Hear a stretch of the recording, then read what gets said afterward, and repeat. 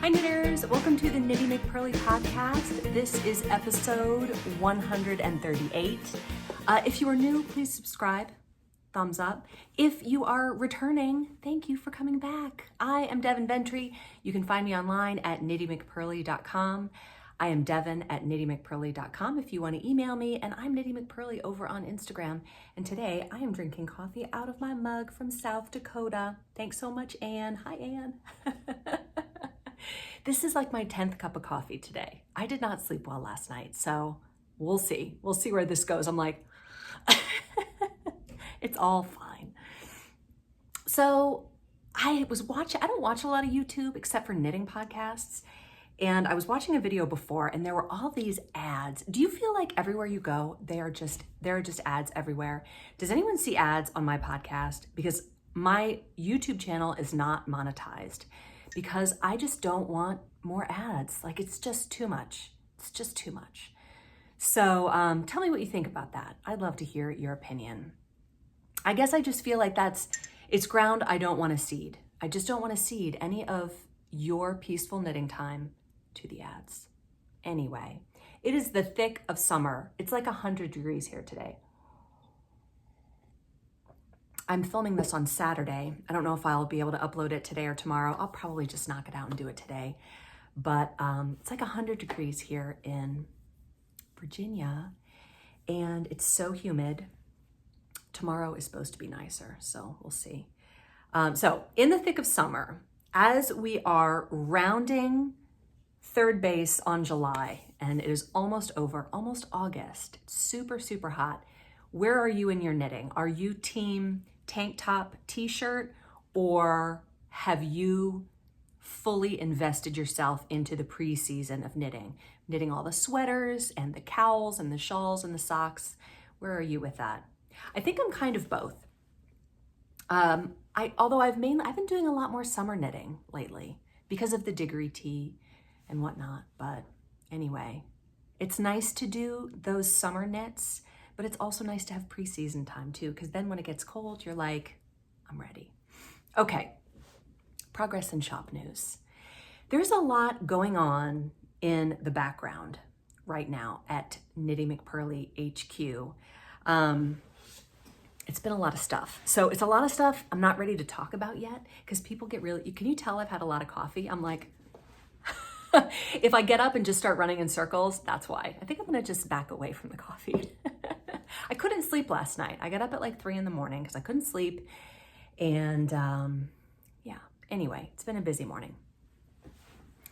There's a lot going on in the background and I don't want to talk about it yet because people get really excited about things when you start talking about them. And I'm not ready for people to be excited because they're things that aren't ready yet. So that. But the Diggory tea test knit is underway. It officially starts August 1st and runs through the 31st so that I can publish the pattern on September 1st. But I was able to get the pattern out early to the test knitters. And Ruth Ann said that she finished her Diggory tea. What? I'm not surprised really because Ruth Ann is that way. Like she's really hardcore. But wow, like that's a quick knit right there. I need to see pictures. I need to see evidence. Unless she meant a different sweater. Maybe she finished a different sweater. I don't want to put you on the spot, Ruth Ann. So in addition to that, the Advent calendar pre-orders are up. You guys, there are 5 Advent calendars left. And I'm nervous because I know that as soon as they sell out, I'm gonna get those emails. Oh no, did I miss it? And I'm gonna go, yes, you did. Because this is it. Like after these 5 sell, I have no more. So if you want an Advent calendar, go and get it now. There are 5 left. It's like a stress countdown for me. It's all gonna be fine. It's only knitting, right? So yeah, the crazy part of my summer is pretty much over. Swim has ended. I'm very happy. It's both happy and sad because it gave my little kids something to do for the summer. I'm drinking water out of Florida. I feel like I just did Florida, so I hate to double dip on the same cup. This was just the one I was using today with the water in it, and I feel I need to back away from the coffee. I'm sorry, South Dakota.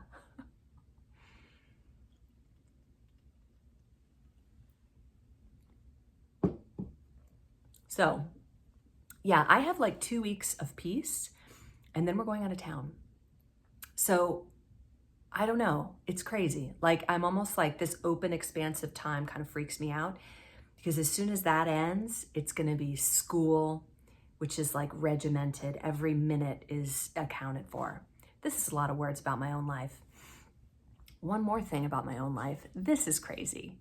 So you might know that we have a dog. He is a Boston Terrier and he is blind. He's a boy. He's been fixed.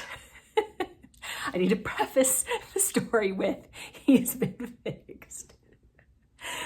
So my friend, like one of my very, very good friends, not a knitter, she is going out of town with her family for 4 days this week. So Thursday through Sunday coming up. And I told her I would watch their dog. Now they have a tiny little Shih Tzu, I don't know, tiny little fluff ball dog, okay? A girl, just the fluffiest, sweetest, most adorable dog ever. Do you remember like the Pepe Le Pew cartoons where Pepe Le Pew really wanted to get with this cat and this cat was like, no way, no how? That's what this scenario reminds me of. So she brought the dog over, her dog over so that the dogs could meet. And Rocky was like, I love you. I love you. I love you. I love you. All I want to do is just love you. Both dogs have been fixed. But I don't know what we're going to do. It's going to be interesting. So anyway, all that to say, if you don't get a newsletter from me on Friday, and if the podcast is delayed, this is why. It's because I am on keep the dogs apart duty. I mean, and they weren't together very long. It's all going to be fine, but it's a lot. It's going to be a full-time job for me. So I have cleared my schedule for those 4 days so that I can be on dog duty. Anyway, back to knitting.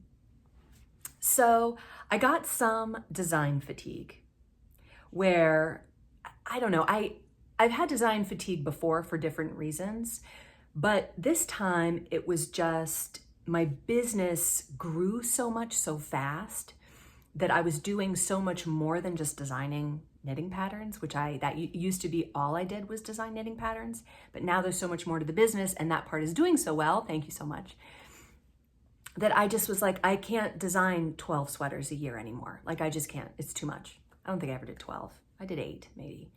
But this year I think I did 3 in addition to a couple of calendars, which is still pretty good, I think. But I just needed a break. And it's, the whole work-life balance, it's a process. You gotta figure it out. So I thought, I've been wanting to knit some of my older patterns in Knitty McPurly yarn because back when I designed them, Knitty McPurly yarn didn't exist. So I went back and I was looking through my knitting patterns and I found this one. I think these pictures are a little bit boring and they're dated now because it's 4 years ago I designed this pattern.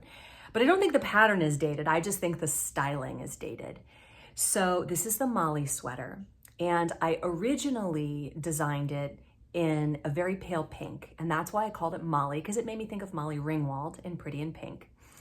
And this is, it's basically a t-shirt. Who knew that I already had a t-shirt pattern? So I thought I'm gonna go back and I'm gonna knit a Molly sweater in Knitty McPurly yarn. And I thought, what do I really want to work with? And in that thinking process, I was like, what I really want to work with is Surrey silk.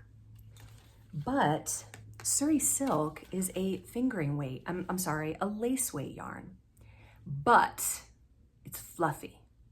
So I thought, I bet I could knit this fingering weight sweater pattern in a fluffy lace weight. I might just need to adjust the needle size, right?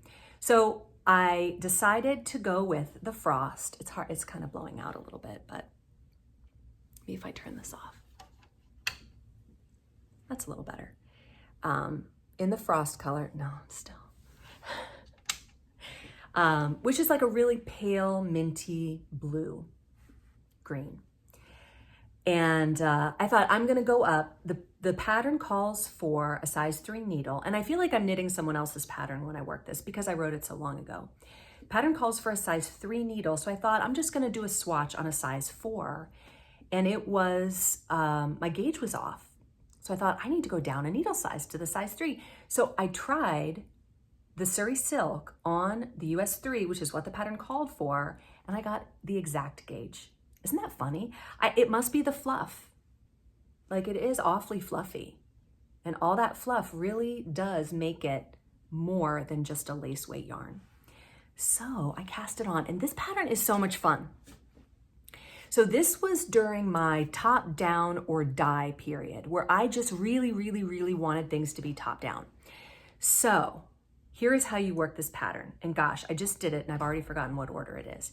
But basically you cast on here. It's like the opposite of diggery. Diggery is we start at the bottom and work our way up. This one, we're casting on here, and then you work down to here and you put it on waste yarn. And then you cast on here, put it down here, knit down to here, and then you join them. And I can't remember which side you do first, it's in the pattern. Then you join them, and then you knit the front, put it on waste yarn, down to here where the bottom of the arm, at the armpit. Then, so that we're not working with 1,000 pieces, you just pick up and knit along one side of the front, down one side of the back, and then you pick up and knit over here and knit, and then you join them and knit the back down to the armhole. So that's pretty much where I am right now. And I just love it. Let me show it to you. All right, I don't know, it might look a little awkward. Luckily, I'm not in the middle of a row. Okay, so this is the front, and I'm amazed. Like, I used the exact same needle, and it looks amazing. So this has a lace panel down the front and one down the back. And you can see the back of the neck is much higher than the front. And then when we pick up the stitches for the neck, it'll draw it in a little bit. I feel like this is kind of a dropped shoulder, a little bit, but not a lot. So I am just here where the front is to the point where it's supposed to be, but the back isn't quite. I think I have 2 more repeats, but it is just diaphanous. It's like nothing. Like, it's going to require a tank top underneath it. But I love it. It's so light, and Surrey Silk has no prickle factor. And when you pick up and knit, what you're left with is what looks like a 3 needle bind off here. Doesn't that look great? Oh my gosh, I love it so much. I forgot how much I liked this pattern. It's really, really fun. And it is available right now. When do I ever say that? Usually I'm like, here's what I'm knitting. You can get it in 6 months. Here's what I'm knitting. It's available right now. And you can make it using either a fuzzy lace weight if you get gauge. Really, all you have to do is get gauge. And you can adjust your yarn or your needles. You just have to be happy with the fabric. Like, you know, you don't want to adjust it so much that your fabric becomes too dense. But in this case, it just totally worked out. So that's where I am with that. And that has been so fun. I've really enjoyed it. It makes me feel like this is just a great way to knit a sweater. I love knitting a sweater that's not raglan, not round yoke, but, you know, almost like you're knitting it in pieces, but you're not. The only time you have 2 pieces is here. Then you join, and then you just start adding on to it. Yeah, I'm really happy with it. I really like it a lot. It's got a really cool construction. Now, when I originally wrote this pattern, it had a few options in it, which I later removed because knitters don't like options as much as sewists do. In a sewing pattern, usually there's a lot of different options, but in knitting patterns, people tend to like just one thing. It becomes too confusing otherwise. So I originally did it with a cap sleeve or the elbow sleeve. And I was thinking, you know what might be fun is a little puff sleeve. I don't know, I need to try it on once I get to the sleeve part because it might be too much of a drop to have a puff. That might look weird, so I'll have to see. But I'm open to options on the sleeve. I might do a cap sleeve. I don't know, we'll see. Okay, topic of the week. So I showed my Diggory tee up close, the one that's in the Bosque colorway, and I mentioned that my Kitchener was not perfect. And Butterfly Bear 00 on Instagram sent me a message saying, you should try doing the Kitchener stitch very loosely and then going through with a DPN or a tapestry needle and just one stitch at a time, tightening it. And that way you can see very closely how it looks, you know, how you're making sure that each stitch is just the right tension you want. And so I thought, well, let's try that Bob Ross style with our happy little stitches. So not an expert. This is my first time trying it this way. Is there anything else I wanted to say about that? No. Okay, so here's a video of that. All right, so I have two pieces of knitting here, stockinette in Athens alpaca, which is a sport weight yarn. And I'm just going to be trying the Kitchener stitch using a contrast color so that you can see what is Kitchener and what is the original knitting. Now, when you do Kitchener stitch, doing it too tight is bad. And doing it too loose is okay because you can go back later and tighten it up if you want to. And like anything else, practice makes perfect. If it bothers you, if you don't like Kitchener stitch, you don't have to do it. Girl, do whatever you want. But if you want to get good at it, do it 1,000 times. All right, so we're gonna do knit, slip, purl. Oh, one thing I forgot to say before I do that. One video that I saw, did I twist that? Yeah, that's okay. Fix it. There we go. One video that I saw said that what you need to do the Kitchener stitch is 3 times the length of the knitting. So 1, 2, 3, plus 6 inches, which of course in my traditional overkill way, I've given it about 12, but that's all you need to do Kitchener.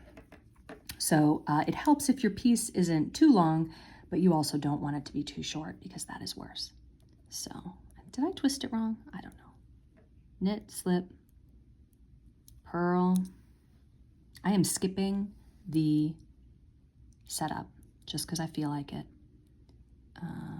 Purl, slip, knit. It's a little fiddly. All right, so my goal here is going to be to leave it loose, knit, slip, purl, purl, slip, knit. Okay, so I am just going to continue that, and then I will show you the finished result. Okay, so here is my Kitchener stitch, very, very loose. And I don't know if I did it perfectly or not, but it's nice that you can see it really easily with the contrast color. So what I'm gonna do is just try to go through starting at the beginning, and let's see if I can shore it up. It really wants to curl. I did not block it first, probably should have. Let's see if I can just tighten that up, moving down the line. It's a lot easier when you can see the contrast color. And ideally, it will just look like a row of knitting. That's what we're hoping.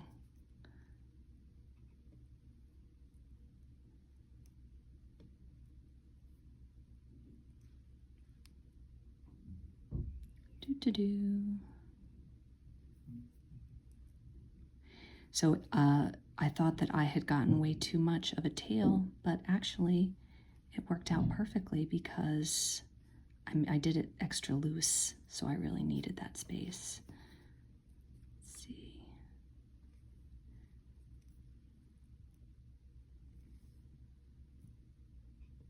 Oh, this is fun. It's kind of satisfying.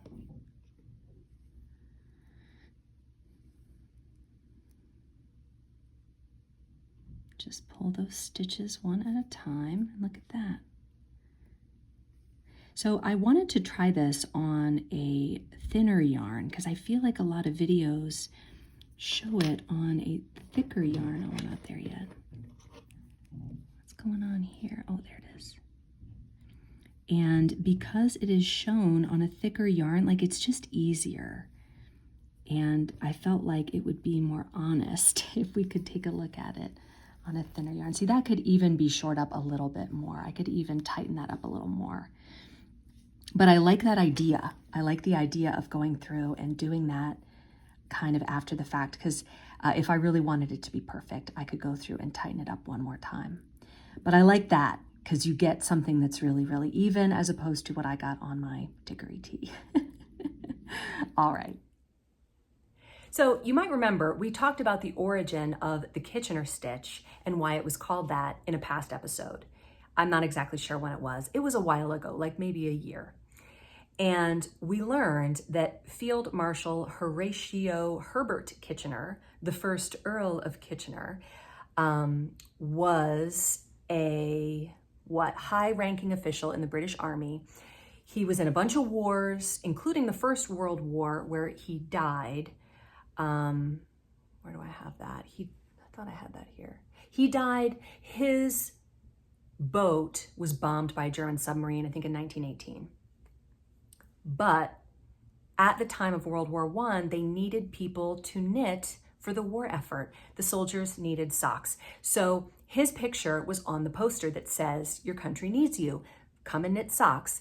And as a result of that, in 1918, maybe because that was the year he died, I'm not sure which happened first, Vogue magazine published a sock pattern with a grafted toe and called it the Kitchener sock, crediting Lord Kitchener for being a war effort champion. So it's not like this guy came up with the stitch. It's just that Vogue magazine named a sock after him because he promoted wartime knitting. And this sock had this great new grafting method that allowed you to walk around in these socks a lot and it didn't bother your feet. However, this stitch method of grafting was probably originally invented in about 1880.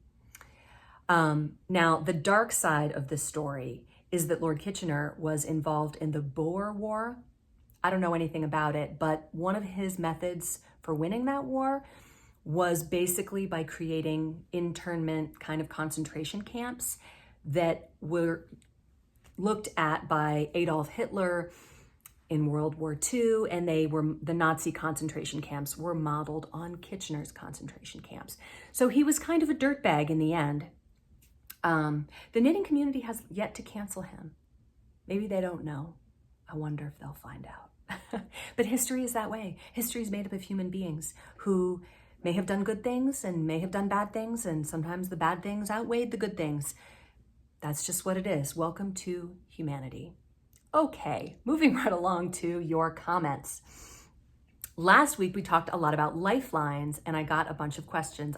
Comments about Lifelines. Dilly Dahlia said, "Just a tip when doing Lifelines. If you have stitch markers in place, do not put the lifeline through the marker, go around them. Seems obvious to me now, but ask me how I know. As for acrylic crochet afghans, I made a zigzag one for my brother in his college colors way back in the early 80s. He's almost 60 now and still has it on his couch.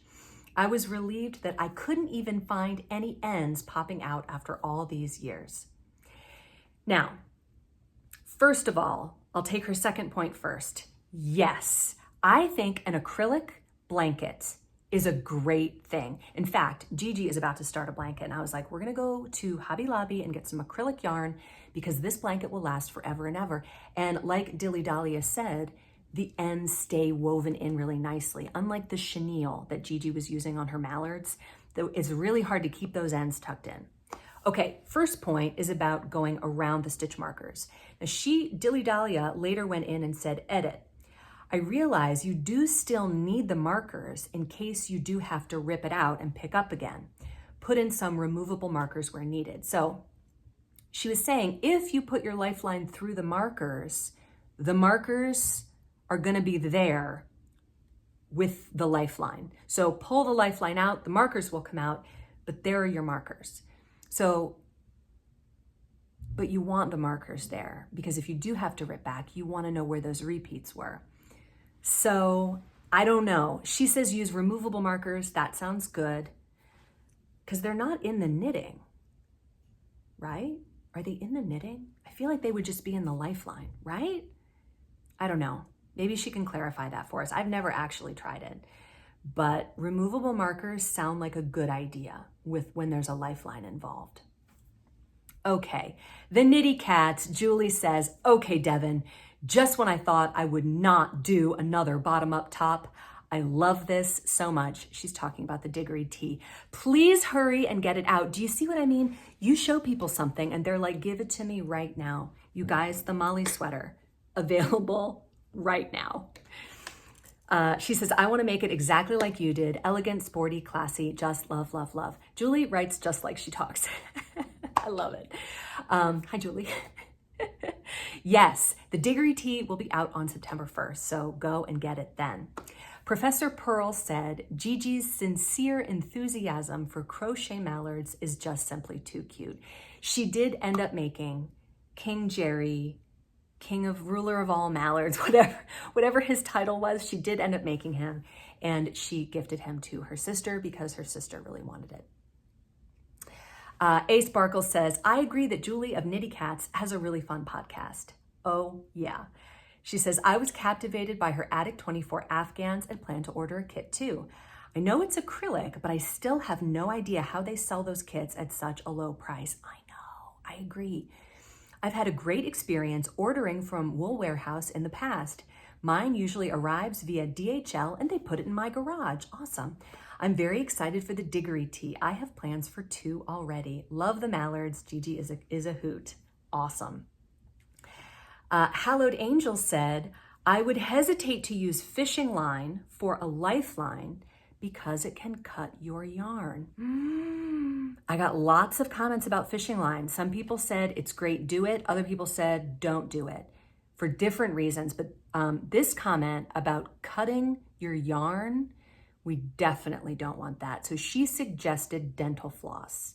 The only thing about dental floss is that so much of it is minty. like you just want the non-minty one. Janet Roberson says, hello from Mounds, Illinois. I have used the Weed Eater line as a Lifeline on lace weight yarn. You just thread it through the stitches. Now, Weed Eater line is even thicker than fishing line. I can't imagine it. It feels too thick to me, but Janet says she's done it. So, and I think that would be thick enough that it probably wouldn't cut your yarn. I don't know. Oh, this is a fun comment. Sharn Fun says, hello from Wisconsin. I've heard multiple times that putting mohair type yarn in the freezer for 30 minutes, like your project, still on needles in a sealable bag, will make frogging much easier. What? How do people even figure this out? Take your project, Ziploc bag in the freezer for 30 minutes, and then it's easier to rip out. Why? Why is it easier? I don't know. It makes me think, like, do you just feel like you did something? Or does it really make it easier? I don't know. I'm skeptical. Have you tried it, Sharn Fun?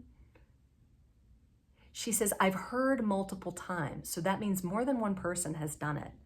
I wonder if they're just back there giggling like, oh my gosh, we made them put their knitting in the freezer. Oh, that's so funny.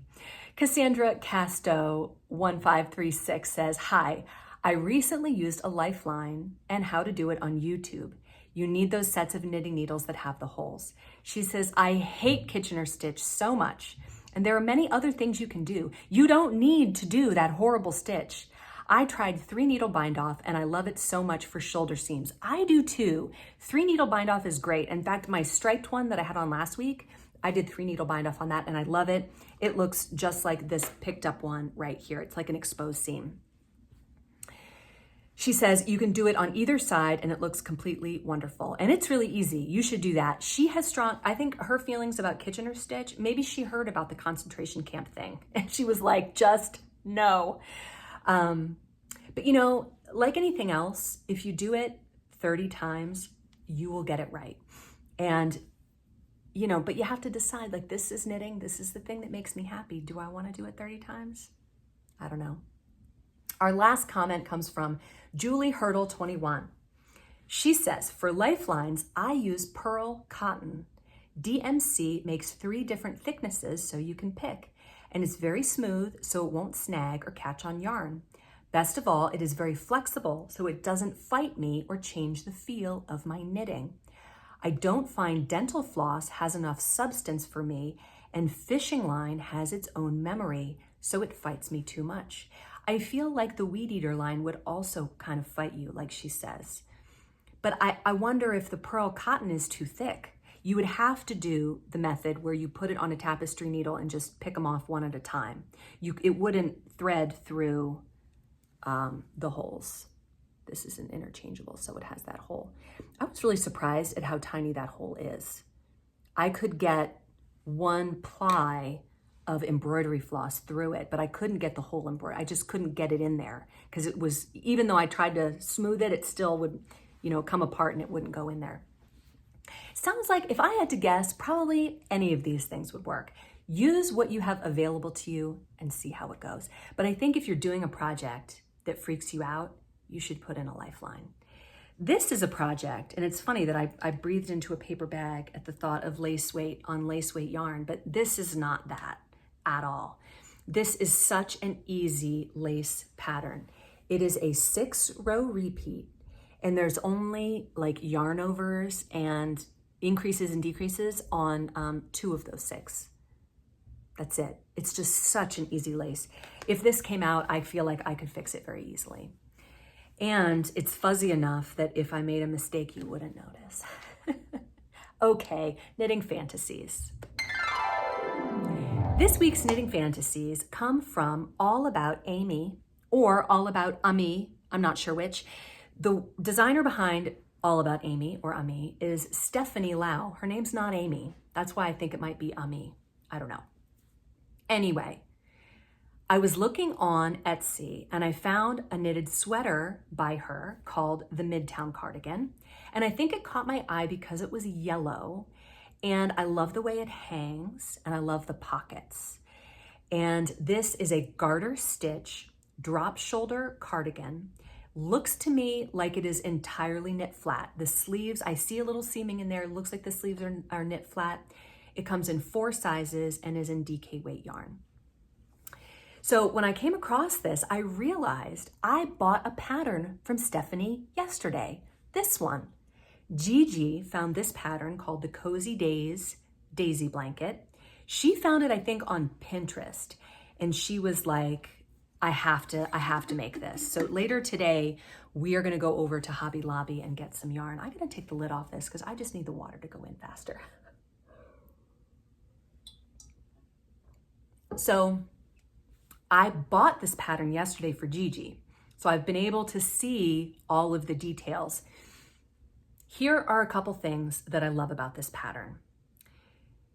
First of all, she's very clear about the yarn and the yardage. I don't like when a pattern says, if you use this yarn, you need 3 balls. And I'm like, okay, well, what weight is that yarn? You don't say. So now I got to go Google it, figure out what weight that yarn is. And then I got to go figure out how many yards are in it so that then I can use the yarn I want to use. She doesn't do that. She's just like, you need this many yards of this color, this many yards of this color. And she recommends a yarn, but you can use whatever yarn you want. It is bulky. It's a bulky weight blanket. And it has a full photo tutorial for how to make these daisy squares. And there are 42 daisy squares. So Gigi's planning on taking this to the beach when we go in August. And it just has a lot of detail. I thought it was wonderfully written, beautiful. I had absolutely no complaints about the pattern. So there's a little testimonial about how good I think the patterns are. So after I found that sweater I loved and I realized I just bought a pattern, I just went and looked at the other things that she has. And she has both knitting and crochet patterns. This one caught my eye. These are the Primrose Dolls crochet pattern. Now, if you want a printable, beautifully formatted pattern, you can buy that on Etsy, but she actually has a photo tutorial and full pattern for this on her blog for free. So if you wanted to make these primrose dolls, you could go over there and look at that. Very, very detailed photo tutorial. Look at the hair. Isn't the hair amazing? It's basically like a single ply, bulky, maybe super bulky yarn, and she just takes a piece that's double the length that she wants and threads it through a stitch. And then she's got them, pulled over enough so that you don't, see the scalp, like in a doll where you can see the scalp, It just looks so beautiful. And it even has a tutorial for how to make the dress, which is a sewn dress. Oh man, just so cute. But she has a lot of really cute things, and her patterns are extremely well written. Okay, so here's what happened. I will begin the segment by saying that this is a weekly podcast, 52 episodes per year, which reminds me, oh my gosh, I should have said this at the beginning. Maybe I'll go back and put this at the beginning. No, if you watched this far, you deserve the giveaway. This giveaway, starting over, giveaway, this book was sent to me by a podcast watcher. Now, I already own this book, so I thought I would love to give this away to somebody who wants it. So leave me a comment below and tell me that you're interested in the giveaway. I will be choosing a comment from those people who are interested in the giveaway. Like if you look at this book and you're like, nope, I'll never use that, then you can leave a comment. I just won't count it unless you say, put me down for the giveaway. It has a lot of really detailed, really beautiful stitch patterns. Oh, there's her note. Now, don't be freaked out by, and there's also some patterns in here too. Don't be freaked out by Japanese knitting. Like you might see this and just freak right out. Look at that. If you're the kind of person who wants to do this sort of thing, more power to you. Go for it, girl. But you can also simplify it. I have used some stitch patterns from this book in my designing, simplified. Like the Watership sweater. I don't remember which pattern it was, but I changed it a lot. Like I started out with one of these patterns and then I changed it to make it more user-friendly. But one of the things I wanted to say from Ginny, this book is sent to me from Ginny, and she says, hi Devin, here's the book I promised you. It was given to me from a new knitting friend who is cleaning out.